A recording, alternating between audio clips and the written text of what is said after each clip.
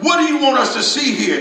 He says, when you surrender, and before you get to a place of surrender, you're in a place of bondage. You're in a deceived mode. I want to talk to your mind here for a minute.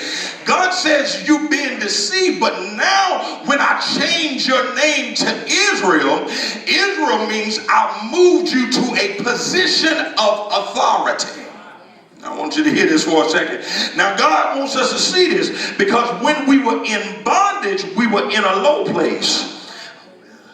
But God moves us to a position of authority. So now, when you was in a low place, God then says, I've got to lift you up to a position of authority.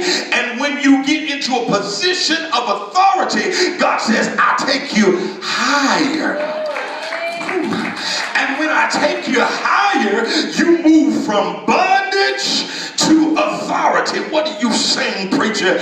When you were in bondage, you were being deceived.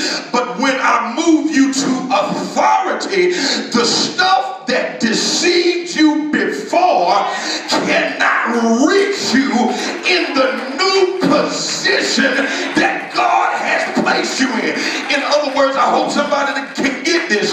Whatever tricked you before can't trick you now that you've been moved to a new position. Whatever took advantage of you before, now that God has lifted you to a high place, bondage can't reach you anymore. Will you tell your neighbor, ask your neighbor real quick and tell them, where are you today? Where are you? Are you in bondage? Because if you're still in bondage, baby, the stuff that they did to you last year, they still can do. But when you get to your position of authority, God says, what worked last time, the enemy has to realize that you are in